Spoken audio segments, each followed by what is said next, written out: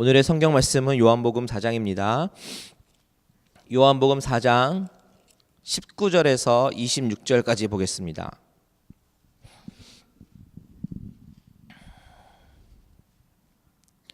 제가 가진 성경책은 신약 성경 148페이지입니다. 요한복음 4장 19절에서 26절까지입니다. 우리 한 절씩 교독하도록 하겠습니다. 여자가 가로되 주여 내가 보니 선지자로소이다.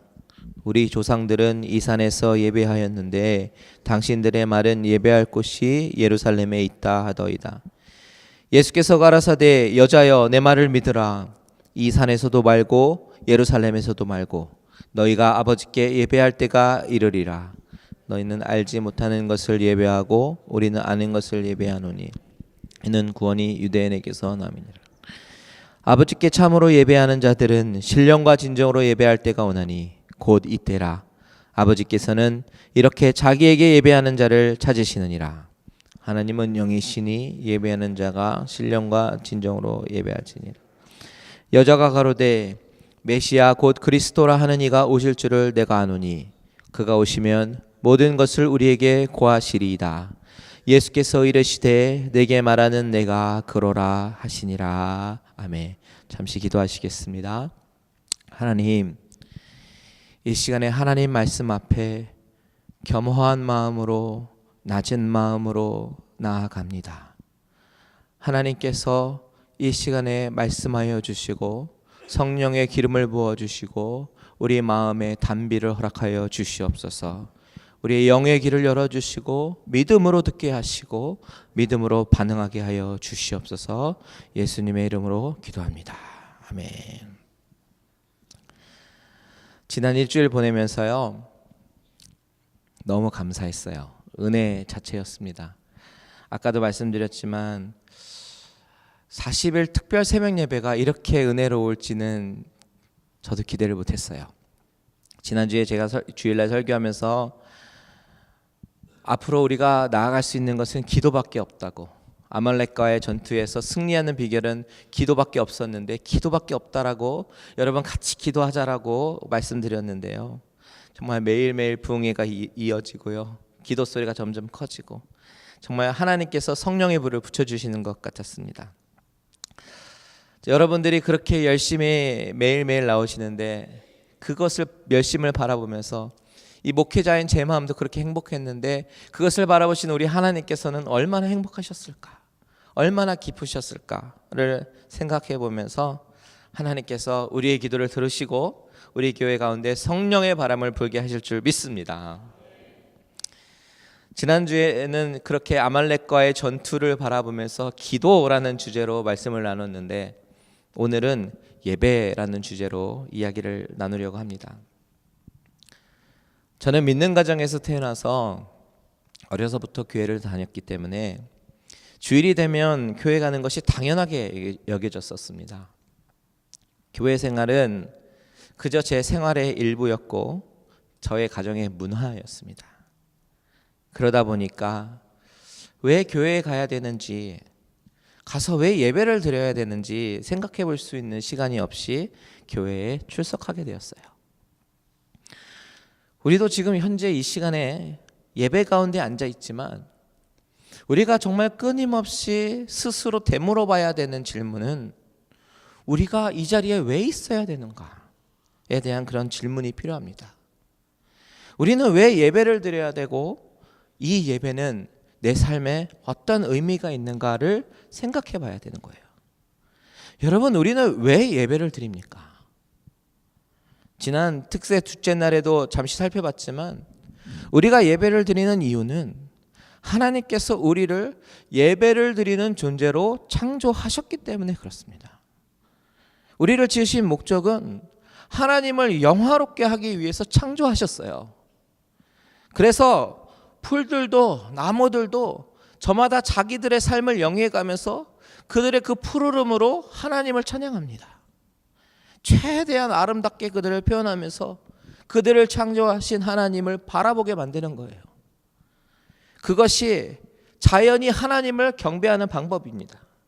사람들이 자연을 바라보면서 정말 아름답구나, 정말 경이롭구나 라고 생각하면서 와, 과연 이것을 만드신 분이 누구신가 라고 생각하게 만드는 거면서 하나님으로 시선을 옮기게 만드는 것이죠. 그게 자연이 하나님을 경배하고 찬양하는 방법이에요. 제가 구원받은 경험을 정말 잊지 못하는데요, 제가 중학생 때 하나님이 저에게 죄인이심을 바라보게 하시고 그 죄에 대해서 견딜 수 없는 마음을 주시고 애통함을 주셔서 정말 회개의 영을 주셔서 막 눈물 콧물 다 쏟으면서 그 회개를 하게 된 사건이 있었습니다.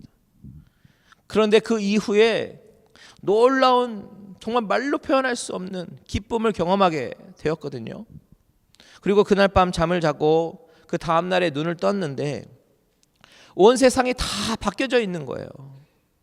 너무 기쁘고 행복한 가운데 눈을 떴는데 눈을 뜨자마자 그 어젯밤에 그 감흥이 남아가지고 계속 기도하고 싶고 너무나도 행복하고 막 견딜 수가 없는 거예요.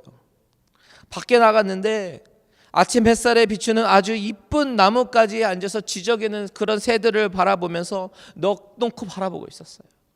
그 새들이 너무나도 이쁘게 지저귀는 그 소리가 하나님을 찬양하는 것처럼 들리더라고요. 나뭇가지들이 정말 싱그러움을 발산하면서 그 바람에 흔들리는 것들이 정말 너무 아름다운데 그 나무들도 하나님을 찬양하고 있더라고요. 분명히 어저께는 내가 똑같은 보던 그런 나무와 새였는데 중생의 체험을 하고 난 이후에 그것을 바라보이는 그 자연은 분명히 다른 자연이었어요. 다들 하나님을 찬양하고 다들 경배하더라고요. 그들은 그렇게 하나님께 찬양하고 경배를 하는 거예요. 이 자연과 마찬가지로 우리 하나님은 인간도 이렇게 아름답게 창조하셨어요.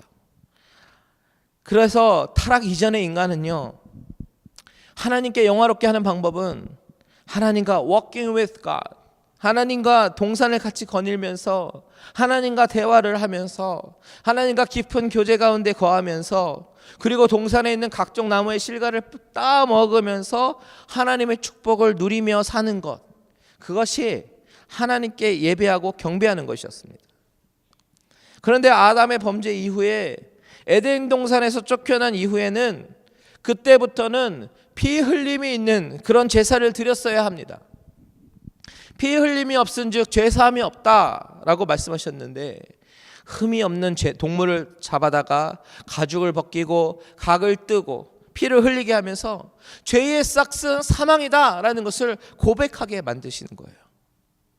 하나님, 내 속에 있는 죄로 인해서 바로 내가 이 동물처럼 죽어야 되는데 나의 죄를 전가시킨 이 제물을 주님께 바칩니다. 나의 죄를 용서해 주시고 내가 드리는 이 제사를 받아 주시옵소서. 이렇게 드리는 것이 바로 예배라는 것이에요. 예배가 이렇게 우리의 삶에 있어서 너무너무 중요한데, 몇 주 전에 살펴보았던 요한복음 4장의 스토리를 보면요, 예수님은 사마리아 여인을 만나셔서 두 가지 주제에 대해서 이야기를 하십니다. 첫 번째는 영생에 대한 주제로 말씀하셔서요. 그 생수라는 매개체를 이용해서 영생이라는 주제로 주님은 대화를 이끌어 나가셨어요. 두 번째 주제는 오늘 우리가 읽은 예배에 관한 이야기입니다. 영생의 문제는 예수님께서 대화를 주도해 나가셨어요. 이끌어내셨어요. 그런데 예배에 관한 이야기는 이 사마리아 여인이 제시한 주제였습니다. 주님께서 여인에게 내가 주는 물을 먹는 자는 영원히 목마르지 아니할 것이다. 나의 주는 물은 그 속에서 영생하도록 솟아나는 샘물이 될 것이다 라고 말씀하시고 그 여인이 스스로 자신의 실존을 바라보게 하셨어요. 너의 실존은 세상의 것들로는 만족할 수 없는 그런 것들을 죄인이다라는 것을 바라보게 하셨어요. 그 여인의 죄인의 모습이 드러나니까 창피하고 그 순간을 빨리 빠져나가고 싶어서 예배 문제로 화제를 돌린 거예요.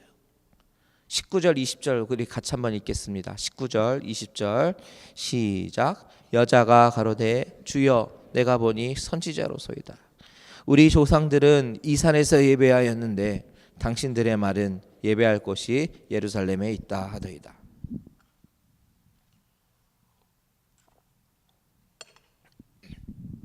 이 여인은 평소에 마음 깊은 곳에 예배에 관한 궁금증이 있었어요. 우리는 왜 예배를 드리는가? 예배는 어디서 드려야 되는가? 왜 유대인들은 예배를 드리러 굳이 예루살렘까지 가는가? 우리 조상들은 여기에서 예배를 드리는데 그것은 잘못된 것인가? 그런 궁금증이 있었는데 그것을 주님께 물어보기 시작한 거예요. 이 여인이 가지고 있었던 궁극적인 질문은, 나는 아무도 주목하지 않는 사람이고 손가락질 받는 사마리아 여인인데 이런 상황과 이런 처지에서 나의 죄와 나의 고통을 하소연할 수 있는 그 예배의 대상이 과연 누구인가라는 그 문제는 그녀에게 가장 큰 관심사였을 거예요. 여러분, 우리 인간이라는 존재는 이 험한 세상 가운데 버림받고 기댈 언덕을 찾지 못하면 하나님의 품을 찾게 되어 있습니다. 칼빈은 이것을 종교의 씨앗이라고 불렀어요. 하나님을 모르는 사람도 어떤 상황 가운데 부딪히면 절대자를 찾게 되어 있습니다. 그런데 성경에 보니까 우리 주님은 그런 상한 심령, 갈급한 심령 가운데 있는 자들에게 먼저 찾아가 주시고 먼저 손을 내미십니다. 이 사마리아 여인도 심령의 갈급함이 있었는데 주님은 그것을 아시고 찾아가셨어요. 그리고 먼저 영생이 무엇인지에 대해서 말씀하셨고, 이제 그 영생을 받은 자들이 반드시 해야 되는 것이 있는데 그것이 바로 예배다라는 것을 말씀하고 계시는 거예요. 그렇다면 다음 질문은 어떻게 예배를 해야 되는가입니다. 어떻게 하면 바른 예배를 드릴 수 있습니까? 그 질문에 대답하기 위해서는 23절과 24절을 다 같이 보도록 하겠습니다. 23절, 24절 같이 읽습니다. 시작. 아버지께 참으로 예배하는 자들.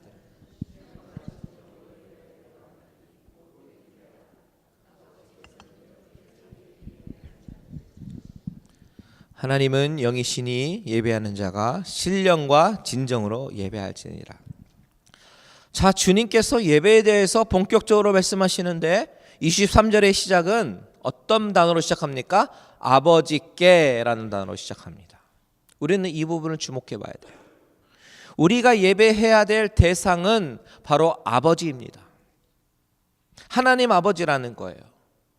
여러분, 우리는요 찬양대에 찬양을 들으러 온 것이 아니고요 목사의 설교를 들으러 온 것이 아닙니다. 물론 말씀과 찬양은 예배에 있어서 중요한 부분이지만 그 예배의 요소가 예배의 대상이 아니라 바로 예배의 대상은 하나님이 되어야 된다는 이야기입니다. 오카는 목사님의 책을 읽으면서 너무나도 흥미로운 이야기를 보게 되었습니다. 19세기 중엽에 헨리 월드 피처라는 그런 유명한 설교자가 있었습니다. 그의 아버지도 유명한 설교자였고 그의 여동생은 그 유명한 엉클 탐스 캐빈이라는 소설을 지은 톰 아저씨 오두막집이라는 그 소설을 지은 저자였습니다. 해리엣 엘리자베스 비처 스토라는 여자입니다. 그러니까 이 가문은요 믿음의 명문 가문이에요. 그 가운데 이 비처 목사님은요 그 당시 설교를 아주 잘하기로 유명했습니다.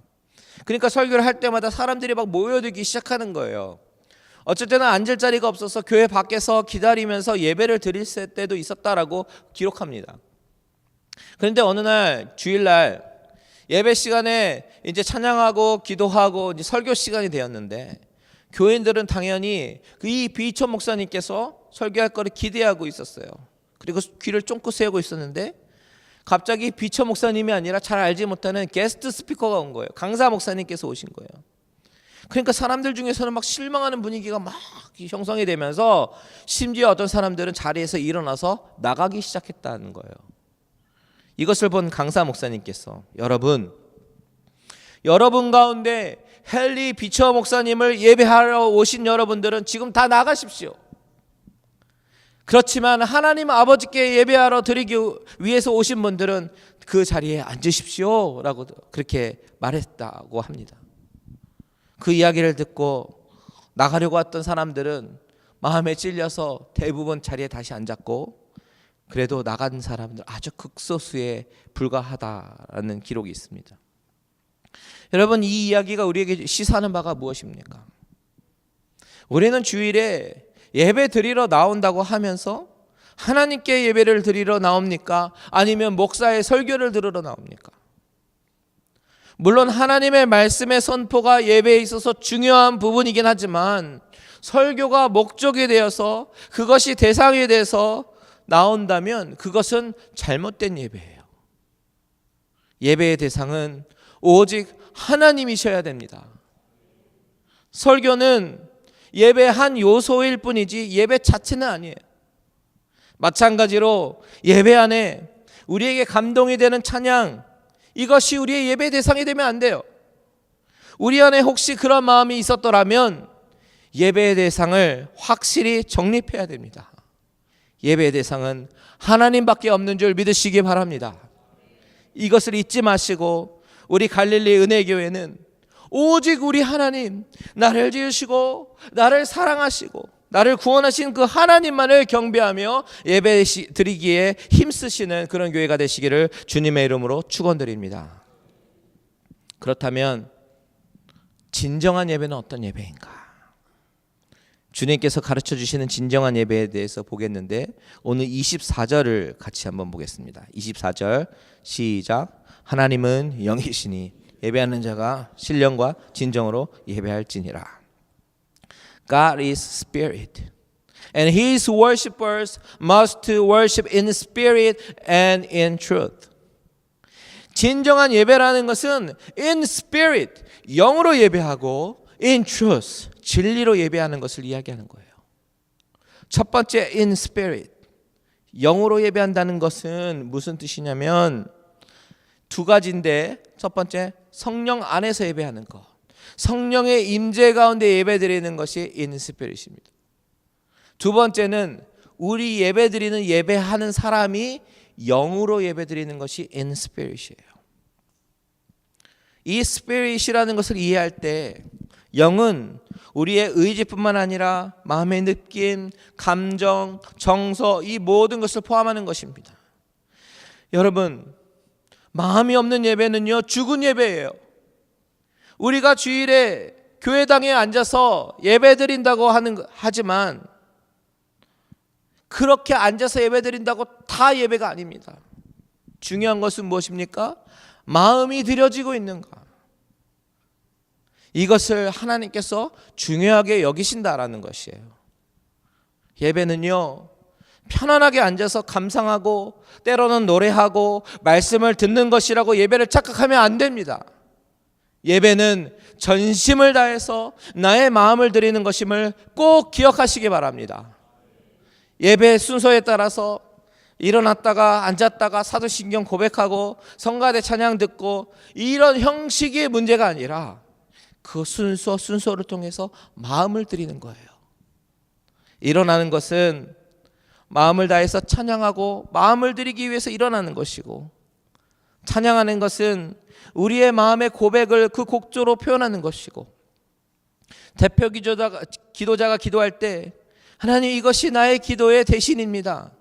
대표 기도가 기도하는 것만큼 마음을 모아서 같이 하나님 앞에 기도하는 것이죠. 그런 의미에서 예배라는 것은 전심을 다해서 드릴 때 아마도 몸이 지칠 것입니다. 왜 여러분 뭐든지 전심을 다하면 지치잖아요. 주님께서 가르치시고 있는 예배는 사실 이런 것까지 포함하고 있는 거예요. 생명 없이 예배의 형식이 아니라 주님이 가르치시는 예배는 내면적인 의무를 다 행하라는 그런 명령인 것입니다. 이런 것을 시편 기자가 뭐라고 얘기했냐면 시편 30편 4편의 4절에 여호와를 기뻐하고 즐거워하는 것이라고 얘기합니다. 하나님을 기뻐하시는 것이 바로 참된 예배인 줄 믿으시기 바랍니다. 비록 전심으로 예배드리는 자는 지칠 수는 있지만 그 영혼 속에는 이루 말할 수 없는 그런 기쁨이 솟아납니다. 저는 우리 교회 성도님들이 이런 영적인 기쁨이 충만한 예배를 드리시기를 바랍니다. 바로 이것이 in spirit, 신령으로 성령으로 드리는 예배예요. 그렇다면 두 번째 in truth, 진리로 드리는 예배는 어떤 예배입니까? 이것을 이해하기 위해서는 요한복음 14장 6절을 봐야 됩니다. 우리 스크린 주목해 주시고 14장 6절 같이 읽겠습니다. 시작. 예수께서 가라사대 내가 곧 길이요 진리요 생명이니 나로 말미암지 않고는 아버지께로 올 자가 없느니. 예수님께서 자신에 대해서 소개하시면서 내가 길이요 진리요 생명이다 라고 말씀하셔요.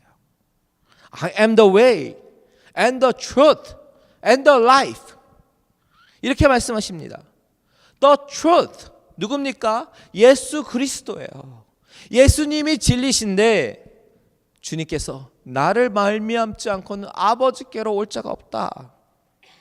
무슨 말입니까? 예수님을 통해서만이 하나님께로 나아갈 수 있다라고 말씀하시는 겁니다. 이게 무슨 말씀이냐면 우리의 원래 본성은 죄인이에요. 그런데 근본적으로 하나님께 나아갈 수 없는 그런 죄인이에요. 그래서 하나님께 나아갈 수 있는 길이 다 차단이 되었습니다. 그런데 예수님께서 그 길을 열어주신 거예요.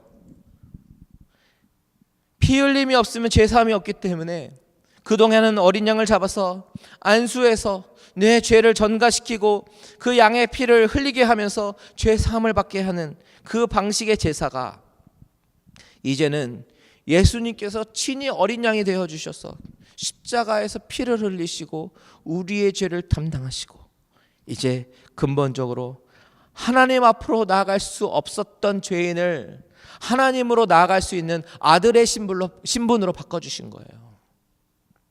이 복음의 진리를 믿는 자에게 주어지는 그 은혜, 이 복음의 비밀을 믿음으로 고백하는 자들이 마음으로 드릴 수 있는 그 예배, 구원의 감격과 그 은혜가 넘치는 그 예배가 바로 진리로 드리는 예배라는 것입니다. 여러분, 우리가 무슨 자격으로 예배를 드리겠어요? 자격으로 따지자면 우리는 자격이 없지 않습니까? 예배를 드릴 자격도 없고 하나님께 근본적으로 나아갈 수 없는 사람들입니다. 그런데 예수 그리스도께서 그 길을 열어주셨어요. 그것을 믿음으로 고백하는 자들, 예수님이 나의 죄를 담당하시고 십자가에 죽으셨다는 사실, 그래서 내가 그 피로 인해서 죄사함을 받았다는 사실, 그분이 부활하셔서 내 이제는 심령 가운데 오셔서 나를 성령으로 다스린다는 그 사실을 믿음으로 인정하고 고백하는 자들은요, 그것이 진리가 돼서 하나님께 진심으로 드릴 수 있는 것입니다. 예배 가운데 나왔는데 그저 맹맹하게 앉아서 아무런 감흥도 없고 재미도 없고 지루한데 시간 때우다 갈 수 없는 그 심령의 상태가 바로 구원을 경험한 자들의 심령의 상태입니다. 예수님을 진정으로 인격적으로 만난 사람들은 그 복음의 사실이 지식적으로가 아니라 나의 마음에 부딪히고 감사로 감격으로 드릴 수밖에 없어요. 그 가난한 마음, 그 은혜의 마음으로 예배를 드리는 것이 바로 진리로 드리는 예배입니다. 오직 예수님을 통해서만 하나님께 나아갈 수 있어요. 여러분, 아무리 신앙생활을 오래 해도요, 이 진리를 마음속 깊은 곳에서 깨닫지 못한다면 우리는 참 예배자가 될 수 없어요. 예배 순서가 잘 짜이고 분초 단위로 잘 준비가 되고 성가대가 철저히 연습이 되고 설교가 깔끔하고 이런 예배가 참 예배가 아니라, 참 예배는 예수 그리스도를 통해서만 내가 하나님 앞으로 나아갈 수 있다라는 그 사실을 마음속 깊은 곳에서 인정하고 감사와 감격으로 진실로 드리는 예배가 바로 신령과 진정으로 드리는 예배입니다. 그렇다면 여러분, 우리가 진정으로 생각해 봐야 되는 것은 우리는 과연 이런 예배를 드리고 있는가라는 거예요. 지식이 아니라 마음으로 정성을 다해서 우리는 하나님께 예배를 드리고 있습니까? 부흥은 예배 회복으로부터 시작되는데, 부흥은 교회 내 수가 늘어나는 것이 부흥이 아니라 우리 안에 잠자고 있는 예배의 본질이 살아나는 것이 부흥인데, 저는 이런 부흥을 꿈꾸고 있습니다. 이런 예배가 살아나는 부흥이 우리 예배 가운데, 우리 교회 가운데 있었으면 좋겠습니다. 그래서 저는 그러는 중에 느헤미야를 묵상하게 되었어요. 느헤미야 8장에 보니까 예루살렘이 멸망하고 이스라엘 백성들은 포로로 잡혀갔었고 불순종의 결과로 그렇게 고생했어요. 하지만 멸망 이후에 하나님은 오랜 시간에 걸쳐서 이스라엘 백성들을 다시 하나씩 회복시키시면서 예루살렘으로 돌아오게 하십니다. 그들은 돌아와서 가장 먼저 하는 것이 성전을 재건한 거예요. 그리고 그 이후에는 느헤미야의 지도력을 따라서 예루살렘 성벽도 재건했습니다. 그런데 문제는 눈에 보이는 성전과 성벽은 재건했을지는 모르겠지만 백성들의 영적인 형편은 참으로 암울했었다라는 것이 문제예요. 비록 성전에서는 제사는 드려졌지만 그것은 그야말로 마음이 전혀 없는 형식적인 제사였고 외적인 의무 수행에 불과했습니다. 그런데 성전과 성벽 재건을 마치고 7월이 되니까 사람들이 어떤 마음의 요동이 있었는지, 어떤 하나님을 향한 목마름이 있었는지 예루살렘 수문에 다 모였습니다. 워러게이트 앞에 광장에 모였습니다. 우리 이 부분을 한번 눈으로 보면서 나누기를 원합니다. 느헤미야 8장 1절에서 3절 슬라이드 보면서 우리 같이 읽도록 하겠습니다. 시작. 이스라엘 자손이 그 본성에 거하였더니 7월에 이르러서는 모든 백성이 일제히 수문 앞 광장에 모여 학사 에스라에게 여호와께서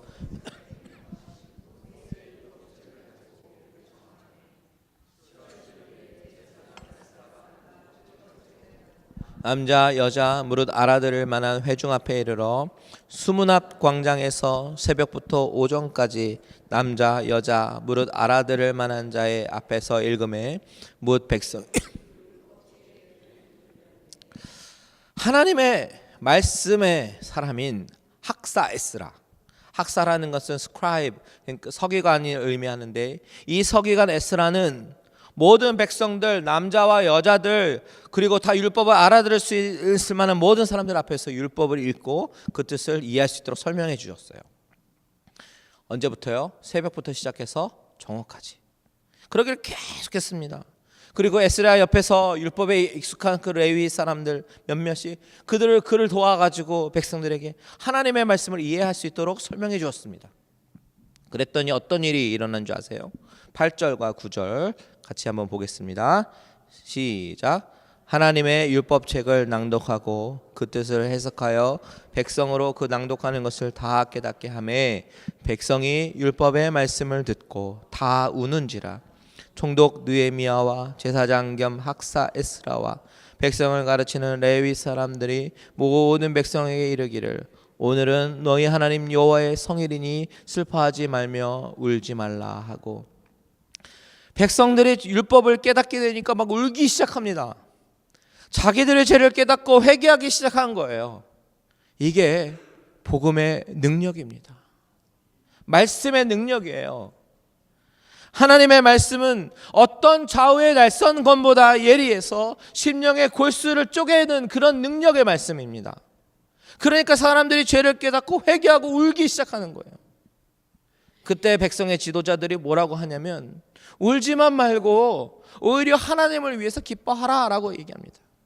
그래서 어떻게 됐는지 한번 볼까요? 12절입니다. 12절 시작. 모든 백성이 곧 가서 먹고 마시며 나누어 주고 크게 즐거워하였으니 이는 그 읽어드린 말을 밝히 알미니라.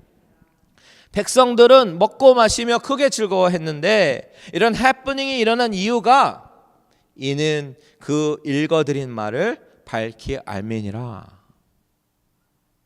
여러분 어메이징한 이야기 아닙니까? 그런데 이야기는 여기서 끝나지 않아요.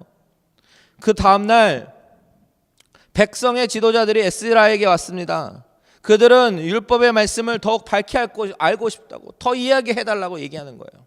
그래서 에스라는 율법에 쓰여진 초막절에 관한 규례에 대해서 이야기합니다. 초막절이 어떤 절기입니까? 이스라엘 백성들이 출애굽하고 광야에서 장막을 짓고 살면서 하나님께서 그 인도하신 그 은혜를 기념하기 위해서 장막을 짓고 한 8일 동안 그 안에 거하는 거예요. 며칠 앞으로 다가온 초막절을 지키기 위해서 에스라는 지도자들에게 이 초막을 짓게 만듭니다. 그리고 8일 동안 초막절을 지내면서 이 초막절은 가나안에 들어온 이후에 가장 온전하게 지킨 초막절이 되었어요. 이 초막절 내내 에스라는 날마다 하나님의 율법책을 낭독하고 말씀의 축제가 되었습니다. 여러분, 이것이 부흥이에요. 성령께서 임재하신 거예요. 성령께서 강력하게 자기의 백성들, 자기 교회 가운데 찾아오셔서 하나님의 임재를 느끼게 하시고 예배를 할 수밖에 없게끔, 예배를 사모할 수밖에 없게끔 예배를 자꾸 드리고 싶게 만드는 거예요. 죽은 예배가 살아나는 것이에요. 그리고 예배자들 가운데 그 죽었던 감각이 다시 살아나는 거예요. 여러분, 제가 왜 이 이야기를 하냐면요, 주님께서 사마리아 여인에게 가르쳐 주신 그 신령과 진정으로 드리는 예배의 그레이스 샘플이 바로 이 이야기입니다. 느헤미야 9장에 보면 비록 초막절은 끝이 났지만 부흥의 역사는 끝이 안 났어요. 그들은 그 깨달은 말씀 때문에 계속해서 죄를 자복하고 모든 이방 사람들과의 잘못된 관계를 끊고 결단이 일어났습니다. 그렇게 그들은 하나님께 경배하고 찬양을 드렸습니다. 이거는 결코 율법이 말하고 있던 그 형식과 절차가 아니에요. 무엇이 그렇게 만들었습니까? 바로 하나님의 진리의 말씀이 그들 마음 가운데 성령과 함께 임하셔서 하나님을 향한 마음을 불타오르게 만드는 거예요. 여러분, 저는 우리 예배가 그렇게 되기를 소망합니다.